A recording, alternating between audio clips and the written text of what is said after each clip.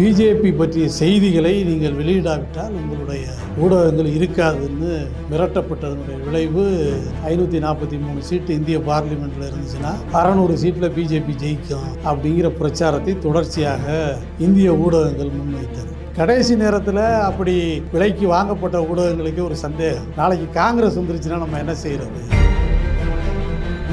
பிரதமர் அம்பேத்கர் எழுதின அந்த அரசியலமைப்பு சட்டம்ங்கிறது எங்களுக்கு ஒரு கீதை, குரான், பைபிள் மாதிரி தான். இது என்னாலுமே அதை மாற்ற மாட்டோம் அப்படின்னு சொல்லியிருக்காரு. ஒரு மனித உருவம் இருக்குது, அது உயிரோடு இருக்குது. கழுத்தை பிடிச்சி வெட்டினா தான் அது செத்து போகும். ஆனால் நுரையீரலை எடுத்துடுறது, ஹார்ட்டை எடுத்துடுறது, மூளையை எடுத்துடுறது, கிட்னி எடுத்துடுறது இந்திய அரசியல் சட்டம்ங்கிற அந்த மனித உருவத்தில் இதையெல்லாம் பிஜேபி செஞ்சுக்கிறது. ஆனால் உயிரோடு இருக்குதுன்னு சொல்கிறோம். உலகத்திலேயே அந்த 180 நாடுகளில் இந்தியாவில் மட்டும்தான் ஒரு அரசியல் கட்சி நாங்கள் ஜெயிச்சா நீ என்ன செய்வேன், மக்களுக்கு நல்லது செய்வோம், மக்களுக்கு தேவையானதை செஞ்சு கொடுப்போம், அல்லது பாலம் கட்டுவோம், வீடு கட்டுவோம், இதெல்லாம் சொல்லலை, கோயில் கட்டுவோம்.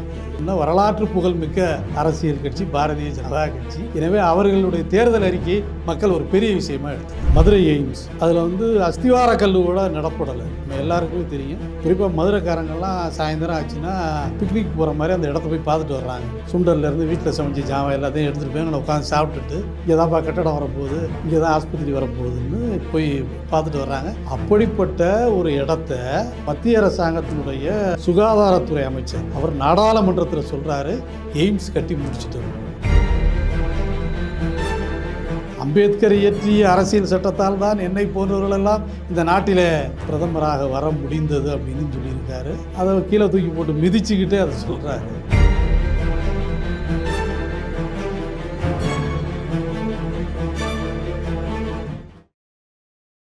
வாகை தமிழ் நேயர்களுக்கு வணக்கம்.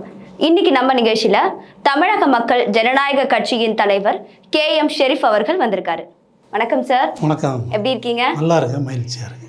சார், நாடாளுமன்ற தேர்தலுடைய இறுதிக்கட்ட பிரச்சாரம் இப்போ தமிழ்நாட்டில் நடந்துட்டு இருக்கு. ரொம்ப மும்முரமா எல்லா கட்சியிலிருந்தும் சேர்ந்தவங்க தேர்தல் பிரச்சாரத்தில் ஈடுபட்டு இருக்காங்க. ஆனால் பிரச்சாரத்தில் ஈடுபட போது வர அந்த கூட்டம் இருக்குல்ல, அது எல்லாமே ஓட்டா மாறுமானா அது ஒரு பெரிய கேள்விக்குறி தான். ஸோ அதை பற்றி என்ன சார் நினைக்கிறீங்க? அதாவது எல்லா கட்சிகளுமே கேடர்ஸாக இருந்தாலும் சரி, அதாவது அந்த கட்சியினுடைய தொண்டர்களாக இருந்தாலும் பணம் கொடுத்தாதான் பிரச்சாரங்கிற ஒரு சூழல் தான் இப்போ கடந்த 2-3 தேர்தலாக தமிழ்நாட்டில் இருக்குது. இப்போ திமுக கூட்டினாலும் அப்படி தான் கூட்ட வேண்டியிருக்குது, அதிமுக கூட்டத்தை கூட்டினாலும் பணம் கொடுத்து தான் கூட்ட வேண்டியிருக்கு. காங்கிரஸ், பிஜேபி எந்த கட்சியாக இருந்த சிறு கட்சிகளை தவிர பெரும்பான்மையான வலிமை வாய்ந்த அரசியல் கட்சிகள் எல்லாமே இதைத்தான் பின்பற்றுகிறது. அந்த அடிப்படையில் தான் கூட்டம் கூடுகிறது. அப்படி கூடுகிற கூட்டம் ஓட்டாக மாறுமானால் நிச்சயம் மாறாது. ஆனால் ரொம்ப கம்மியான மனிதர்கள் தான் இந்த கூட்டத்தை பார்க்கிறவர்கள், கேட்கிறவர்கள் மிக குறைவு. சாதாரண வழிபோக்கர்கள் கேட்டு போகிறாங்க, ஒரு சில மக்கள் கேட்குறாங்க. அது அவர்களுடைய வாக்குகளை அதிகரிப்பதற்கான சிறிய உதவி செய்யலாமே தவிர முழுமையாக வாக்குகளாக மாறுவதற்கு வாய்ப்பில்லை. சரி, இப்போது பார்த்தீங்கன்னா இந்தியா கூட்டணி, அதே மாதிரி ஒரு பக்கம் பிஜேபி, நாம் தமிழர், இந்த மாதிரி 4 முனை போட்டிகள் தான் இப்போது தமிழ்நாட்டில் நிலவிட்டு இருக்கு. யார் ஜெயிப்பாங்கன்றது நிறைய கருத்து கணிப்புகள் சொல்லிட்டு தான் இருக்காங்க. முதல்ல ஸ்டார்டிங்கில் என்ன சொன்னாங்கன்னா பிஜேபி 400 தொகுதியில் வின் பண்ணோம் அப்படின்னாங்க. அப்படியே அது கொஞ்சம் கொஞ்சமாக குறைஞ்சிது. அப்புறம் ஒரு 300 ஆச்சு, அப்போ 250 ஆச்சு. இப்போ ராகுல் காந்தி என்ன சொல்லியிருக்காருன்னா 150 தொகுதியில் கூட பிஜேபி ஜெயிக்க வாய்ப்பு இல்லை அப்படின்றத ரொம்ப ஸ்ட்ராங்காக சொல்கிறாரு. ஸோ அப்போ கருத்து கணிப்புக்கும் இப்போ நிலவர இந்த நிலைமைக்கும் இவ்வளோ வித்தியாசங்கள் இருக்கேங்க. அதாவது இந்தியாவை பொறுத்தவரை இந்த தேர்தலில் கருத்து கணிப்பு என்பதை தாண்டி கருத்து திணிப்பு. ஏன்னா பெரும்பான்மையான ஊடகங்கள் விலைக்கு வாங்கப்பட்டது.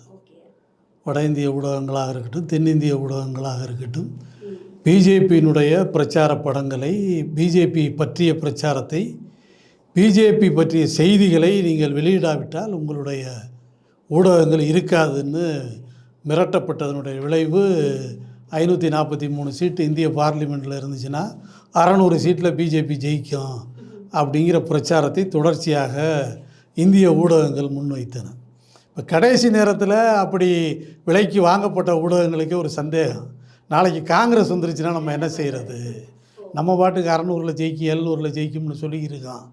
அப்போ காங்கிரஸ் வந்துட்டால் நம்முடைய நிலைமை என்ன, நம்ம மீதான தாக்குதல் வந்துருச்சுன்னா என்ன செய்கிறது அப்படிங்கிற மாதிரி இப்போ வந்து கொஞ்சம் கொஞ்சமாக மாறி 500 சீட்டு 600 சீட்லேயும் முழுமையாக வந்து பிஜேபி தான் ஜெயிக்கும்னு சொல்லியிருந்தவங்க அப்புறம் 400ன்னாங்க 300ன்னாங்க. இப்போ ராகுல் காந்தி சொல்வதை கடைசி, ஏன்னா வந்து இன்னும் ஒரு நாள் தான் தேர்தலுக்கு இருக்குது, ராகுல் காந்தி சொல்கிறத வந்து கடைசி நேரத்தில் வந்து ஒளிபரப்புவதற்கான ஒரு முயற்சியை ஊடகங்கள் எடுத்திருக்குது. அதான் அந்த 150 சீட்டு 175 சீட்டுன்னு அவர் சொல்கிறாரு. அதை இந்திய ஊடகங்கள் வந்து ஒளிபரப்புது. எனக்கு தெரிஞ்சு மத்தியில் ஒரு இழுபறி அரசு வருவதற்கான வாய்ப்பு தான் இருக்குது. குறிப்பாக தமிழ்நாட்டில் ஒரு இடத்துல கூட பிஜேபி வெற்றி பெறாது. அகில இந்திய அளவில் பிஜேபி வந்து தமிழ்நாடு, அதாவது குறிப்பாக தென் மாநிலங்கள் தவிர்த்த வட பகுதிகளில் பிஜேபி குறைந்தபட்ச சீட்டுகளை பெறுவதற்கான வாய்ப்பு இருக்குது. அதுவும் ஏற்கனவே ஜெயித்தது மாதிரி ஒரு சிங்கிள் தம் மெஜாரிட்டியிலலாம் ஜெயிச்சிட முடியாது. ஒரு இழுபறியில் தான் வந்து யார் வந்தாலும் வருவாங்கங்கிற சூழ்நிலை தான் இன்றைக்கி இருக்குது. சரி, இப்போ ஓரளவுக்கு தோராயமாக நீங்கள் சொன்னதை வச்சு பார்த்தீங்கன்னா மெஜாரிட்டியாக பிஜேபி ஜெயிக்காது அப்படிங்கிறீங்க. ஜூன் 4ஆம் தேதி வந்து வாக்கு எண்ணிக்கை நடைபெற போகுது. அண்ட் உச்சநீதிமன்றம் இப்போ ரீசெண்டாக என்ன சொல்லியிருக்காங்கன்னா, தேர்தல் ஆணையத்துக்கு இந்த பேலட் மிஷின், அதாவது மின்னணு வாக்குப்பதிவு இயந்திரத்தை பற்றின முழு விவரத்தை வந்து தாக்கல் பண்ணணும் அப்படின்னு சொல்லியிருக்காங்க. இன்னும் 2 நாள் தான் இருக்குது. ஸோ இதுக்குள்ளே தேர்தல் ஆணையம் வந்து அறிக்கை தாக்கல் செய்யுமா, அண்ட் அதோடது இந்த மாதிரியான டீட்டெயில்ஸ் வந்து 4ஆம் தேதி எதிரொலிக்க வாய்ப்பு இருக்கா? இல்லை, உச்சநீதிமன்றம் வந்து இந்த இவிஎம் மிஷின் சம்மந்தமான வழக்கில் வந்து சில கேள்விகளை எழுப்பி இருக்குது. உச்சநீதிமன்றத்தின் போக்கை நம்ம பார்க்குறோம். அவங்க தெளிவாக சொல்லிட்டாங்க, நாங்கள் விசாரிக்கிற நீதிபதி 2 பேரும் மேற்கு வங்காளத்தை சேர்ந்தவங்க, நாங்கள்லாம் வந்து இதில் வாக்கு சீட்டில் வந்து ஓட்டு போட்டவங்க தான், அதற்கு ஆதரவானவர்கள் தான், நாங்கள் 60 காலகட்டத்தை சார்ந்தவர்கள், அதெல்லாம் சொல்லியிருக்காங்க உச்சநீதிமன்றத்தில், 60 காலகட்டத்தை சார்ந்தவர்கள். ஆனால் இப்போ வந்து இன்றைக்கி இருக்கிற சூழலில் வந்து கிட்டத்தட்ட 90 கோடிக்கு மேற்பட்டவர்கள் வாக்களிக்கணும். அது பேலட் பேப்பரில் வந்து தான் ஓட்டு போடணும்னா அது சாத்தியம் இல்லை அப்படின்னு சொல்கிறாங்க. பிரசாந்த் கிஷோர் வந்து அதுக்கு பதில் சொல்கிறாரு, ஜெர்மன் போன்ற வளர்ந்த நாடுகள்லேயே வந்து பேலட் பேப்பர் கொண்டு வந்துட்டாங்க, இவிஎம் கிடையாது அப்படின்னு சொல்லி. அதுக்கு நீதிபதிகள் கேட்குறாங்க, ஜெர்மனில் எத்தனை கோடி பேர் வாக்காளர்கள்னு கேட்குறாங்க. இவங்க 5லேருந்து 6 கோடி பேர் வாக்காளர்கள் இருப்பாங்கன்னு பிரசாந்த் கிஷோரும் அவரோடு சேர்ந்து அந்த மனுதாரருடைய வழக்கறிஞரும் சொல்கிறாங்க. அப்போ இவர் சொல்கிறாங்க, இவங்க நீதிபதிகள் சொல்கிறாங்க 90 கோடிக்கு மேலே இங்கே இருக்காங்க, அதனால் அது சாத்தியம் இல்லை. இதை வந்து எப்படி பாதுகாப்பாக நடத்துவது, ஏன்னா 93 கோடி பேர்கிட்ட வாக்களிக்கணும், இதை எவ்வளவு பாதுகாப்பாக சரியாக வந்து நம்ம வாக்களிப்பதற்கான இயந்திரங்களை வந்து பாதுகாக்க முடியுமான்னு கேட்குறாங்க. அதற்கு பதில்கள் தேர்தல் ஆணையத்தின் சார்பில் சொல்லப்படுகிறது. நிறைவாக நாளைக்கு அந்த வழக்கை வந்து ஒத்தி வச்சுருக்காங்க. நீங்கள் வந்து எந்த வகையில் மின்னணு இயந்திரங்களை பாதுகாக்க போகிறீங்க, அதுக்கான என்ன ஏற்பாடுகள் செய்திருக்கீங்க, ஒப்புகை சீட்டை வந்து என்ன செய்ய போகிறீங்க, அதெல்லாம் எங்களுக்கு பதில் சொல்லுங்கன்னு சொல்லியிருக்காங்க. அதனால் அதை நிறுத்துவதற்கான வாய்ப்பு என்பது இல்லை. ஏன்னா உச்சநீதிமன்றத்தினுடைய வழக்கு போகும் போக்கை பார்க்குற போது இதை வந்து இன்னும் வந்து கவனமாக செய்யுங்கிற மாதிரி தான் சொல்லுவாங்களே தவிர இதை நிறுத்துவதற்கான வாய்ப்பு இல்லை. தேர்தல் திட்டமிட்டபடி நடக்கும். அப்போது 4ஆம் தேதி இந்த வழக்கோட எதிரொலி இருக்குமா வாக்கு எண்ணிக்கை? இல்லை, அதாவது அதற்கான வாய்ப்புகள் வந்து இல்லை. அதாவது தேர்தல் இப்போ வந்து இந்திய மக்களுக்கு கடைசி நம்பிக்கை நீதிமன்றம். மத்திய அரசாங்கத்தின் மீதெல்லாம் நம்பிக்கை இல்லை. அது எப்படி நீதிமன்றத்தின் மீது, அது குறிப்பாக உச்சநீதிமன்றத்தின் மீது நம்பிக்கை வருதுன்னு சொன்னால், சந்திரசூட் இப்போ இருக்கிற உச்சநீதிமன்ற தலைமை நீதிபதி இன்னொரு 2 ஆண்டு காலத்துக்கு அவர் தான் இருப்பார். எனக்கு தெரிஞ்சு இந்திய தலைமை நீதிபதி வரலாற்றிலேயே நீண்ட நாட்கள் பதவி இருக்கிற உச்சநீதிமன்ற தலைமை நீதிபதி சந்திரசூட்டு தான். ஏன்னா இவருடைய தந்தையும் உச்சநீதிமன்ற தலைமை நீதிபதியாக இருந்தவர். இவருக்கு இன்னும் 2 ஆண்டு காலம் இருக்குது. ஏன்னா எப்போதுமே உச்சநீதிமன்ற தலைமை நீதிபதியாக வர்றவங்க கடைசி காலகட்டத்தில் தான் வருவாங்க. 6 மாதம் வரையும் அந்த பதவி இருக்கிறவங்க, 3 மாதம் இருக்கிறவங்க, அதிகபட்சம் 8 மாதம் 9 மாதம் இருக்கிறவங்க தான் வருவாங்க. இவருக்கு மட்டும்தான் ஒரு நல்வாய்ப்பாக 2 ஆண்டு காலம் அவர் ரிட்டையர் ஆகிறதுக்கான டைம் இருக்குது. அதனால் இவர் சில துணிச்சலான முடிவுகளை எடுக்கிறார். பிஜேபிக்கு பயப்படாமல் பல வழக்குகள், பில்கிஸ் பானு வழக்குலேருந்து தொடர்ச்சியாக நீங்கள் பார்த்தீங்கன்னா ஒரு சுதந்திரமாக தைரியமாக முடிவுகளை இவர் எடுக்கிறார். எனவே இவர்கிட்ட வர்ற வழக்குகளை பார்த்து பிஜேபி அரசு பயப்படுகிறது. ஏன்னா எஸ்பிஐ வந்து இவர் இல்லைன்னா தேர்தல் ஆணையம் பத்திரம் தெரிஞ்சிருக்காது. அதனால் ஒரு உறுதியாகவும் தைரியமாகவும் சுதந்திரமாகவும் முடிவுகளை எடுக்கிறார். எனவே பொதுமக்களை பொறுத்தவரை இந்த வழக்கு இவரிடத்திலே வருவதால் ஒரு நம்பிக்கை வந்து பிறந்திருக்கிறது. ஏன்னா மக்கள் வந்து இந்த அரசாங்கத்தின் மீது நம்பிக்கை இழந்துட்டாங்க. ஏன்னா 100% பொய்யர்கள் நடத்துகிற அரசு தான் இன்றைக்கி இருக்கிற மத்திய அரசாங்கம். நீங்கள் ஒரு சின்ன உதாரணம் சொல்கிறேன், பல தொலைக்காட்சியிலையும் நான் அதை சொல்லிட்டேன். எய்ம்ஸ், மதுரை எய்ம்ஸ், அதில் வந்து அஸ்திவார கல் கூட நடப்படலை. நம்ம எல்லாருக்குமே தெரியும். குறிப்பாக மதுரைக்காரங்கள்லாம் சாயந்தரம் ஆச்சுன்னா பிக்னிக் போகிற மாதிரி அந்த இடத்த போய் பார்த்துட்டு வர்றாங்க. இங்கே தான் எய்ம்ஸ் வரப்போகுது அப்படின்னு காரில் வந்து சுண்டர்லேருந்து வீட்டில் சமைச்ச ஜாமான் எல்லாத்தையும் எடுத்துகிட்டு போய் அங்கே உட்காந்து சாப்பிட்டுட்டு இங்கே தான்ப்பா கட்டடம் வரப்போகுது, இங்கே தான் ஆஸ்பத்திரி வரப்போகுதுன்னு போய் பார்த்துட்டு வர்றாங்க. இதை வந்து வலைத்தளங்களில் முகநூலில் வந்து அதை எடுத்து போடுறாங்க. இந்த இடத்துல தான் ஆஸ்பத்திரி வரப்போகுது தான், நான் இங்கே உட்காந்து சுண்டல் சாப்பிட்டுருக்கேன் அப்படின்னு சொல்லி. அப்படிப்பட்ட ஒரு இடத்த அதாவது மத்திய அரசாங்கத்தினுடைய அமைச்சர் இருக்கார், சுகாதாரத்துறை அமைச்சர், அவர் நாடாளுமன்றத்தில் சொல்கிறாரு எய்ம்ஸ் கட்டி முடிச்சிட்டோம்னு. ஏன்னா அது இந்த ஆண்டினல்ல இந்த நூற்றாண்டின் நகைச்சுவையாக இருக்குது. அதாவது நாடாளுமன்றத்தில் வந்து பொய்யினே நம்ம சொல்லக்கூடாது. நாடாளுமன்றத்தை பொறுத்தவரையும் இந்த அமைச்சர் பொய் சொல்கிறாரு அப்படின்னு கூட சொல்ல முடியாது. பொய் சொல்கிறதுங்கிறது வேறு. இந்த அமைச்சர் பொய் சொல்கிறாரு அப்படின்னு நான் சொல்லக்கூடாது. நான் வந்து எம்பியாக இருக்கிறேன் அப்படின்னா, அது மாதிரி எம்எல்ஏவாக இருக்கிறேன்னா சட்டமன்றத்தில் அதை சொல்லக்கூடாது. இந்த மந்திரி வந்து பொய் சொல்கிறாரு அப்படின்னு. ஏன்னா அது அன்பார்லிமெண்ட்ரி வேர்டுன்னு அவங்க சொல்கிறாங்க. அதை நான் எப்படி சொல்லணும், இந்த அமைச்சர் உண்மைக்கு மாறான செய்தியை சொல்லுகிறார் அப்படின்னு நான் சொல்லணும். இதுதான் பார்லிமெண்ட்ரி வேர்ட்ஸ். பொய் சொல்கிறாருன்னு சொன்னால் அன்பார்லிமெண்ட்ரி வேர்ட்ஸ். நான் இதற்கு ஒரு உறுப்பினருக்கு இவர் பொய் சொல்கிறாருன்னு சொல்கிறதுக்கு. ஆனால் இல்லாத ஒரு எய்ம்ஸை என்ன வானத்தில் சொர்க்கம் இருக்குன்னு நம்ம சொல்கிற மாதிரி இல்லாத ஒரு, அது கூட ஒரு நம்பிக்கை, இது நம்பிக்கை கூட இல்லை, நல்லாவே நம்ம கண்ணுக்கு தெரியுது ஆஸ்பத்திரி கட்டலைன்னு. கட்டிட்டேங்கிற ஒரு பொய்யை இந்தியாவின் சுகாதாரத்துறை அமைச்சர் சொல்லுகிறார். அப்போ எப்படிப்பட்ட பொய்யர்களுடைய ஆட்சி என்பதற்காக இதை சொல்லுகிறேன். அதே மாதிரி சார், இப்போது நீங்கள் சொன்ன மாதிரி பிஜேபியை பொறுத்த வரைக்கும் அவங்களுடைய தேர்தல் வாக்குறுதிகள்லாம் நீங்கள் வந்து பார்த்துருப்பீங்க. ஏப்ரல் 14 பிரதமர் வந்து வெளியிட்டார். ரொம்ப எதிர்பார்ப்புக்கு மத்தியில் தான் தேர்தல் வாக்குறுதி வெளியிடப்பட்டுச்சு.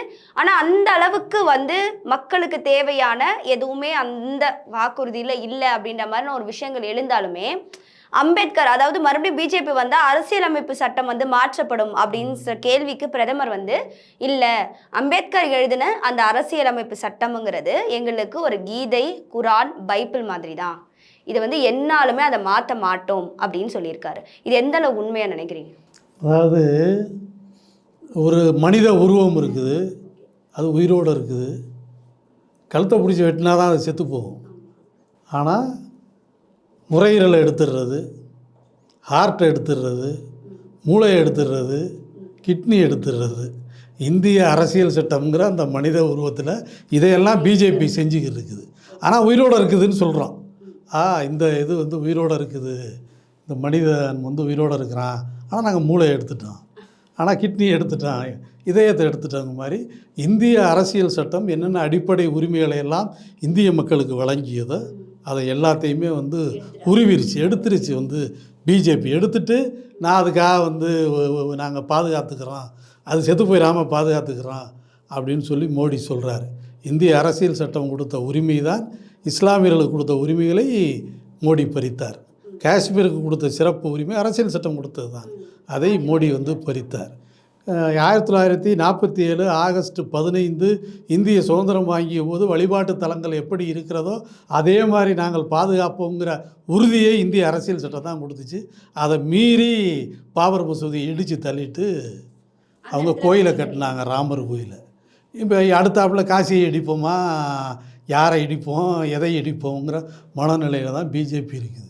எனவே பிஜேபி சொல்வது ஒரு பெரிய கேலி கூத்து, நாங்கள் இந்திய அரசியல் சட்டத்தை பாதுகாப்போம் என்பது. இதை தாண்டி ஒரு கேலி கூத்தையும் பிரதமர் மோடி சொல்லியிருக்காரு.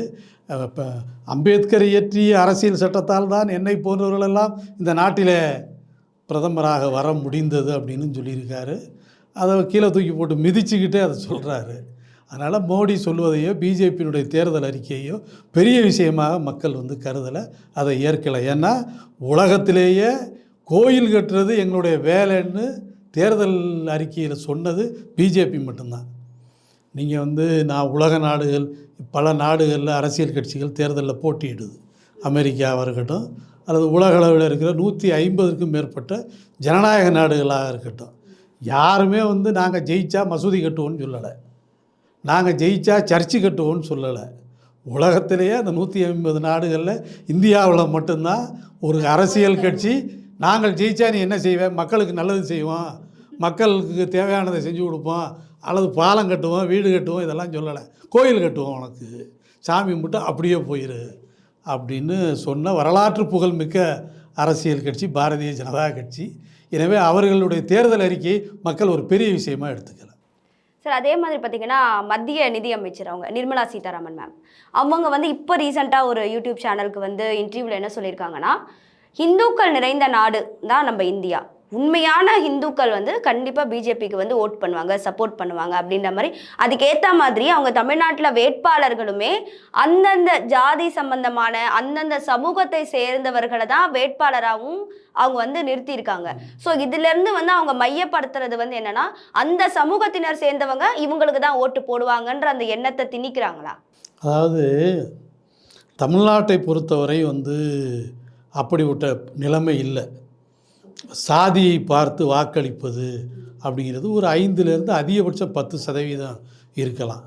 இப்போ வந்து ஒரு குறிப்பிட்ட உயர் சாதியை சார்ந்தவர்களோ அல்லது பிற்படுத்தப்பட்ட வகுப்பினரோ அல்லது மிக பிற்படுத்தப்பட்ட வகுப்பினரோ வந்து இங்கே வந்து சாதி பார்த்து வாக்களிக்கிற நிலைமை என்பது இல்லை.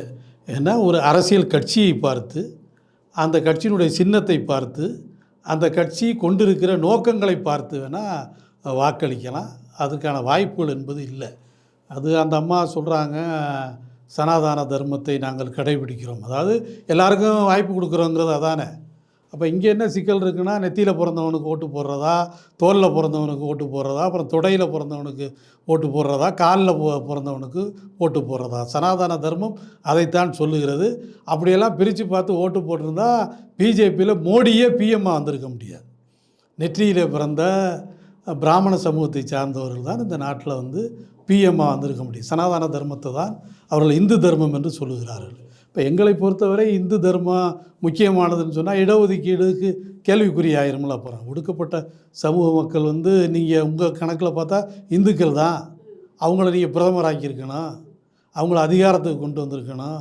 இப்போ எந்த வேலையுமே வந்து பிஜேபி செய்யலையே. தனக்கு அடிமையாக இருப்பவர்களை மட்டுமே வைத்துக்கொண்டு அரசாளுகிற வேலையை வந்து பிஜேபி பார்க்கிறது. எனவே ஒட்டுமொத்த இந்துக்களுடைய பிரதிநிதி என்று சொல்வதற்கான வாய்ப்பு பிஜேபிக்கு இல்லை. அது குறிப்பாக தென்னிந்தியா போன்ற மாநிலங்களில் அப்படி சாதி வார்த்தைலாம் இங்கே யாரும் வாக்களிப்பதில்லை. சார், இன்னைக்கு நம்ம நிகழ்ச்சியில் கலந்துக்கிட்டு நிறைய கருத்துக்களை மக்களுக்காக பகிர்ந்துக்கிட்டீங்க. நன்றி சார். நன்றி தோழர்.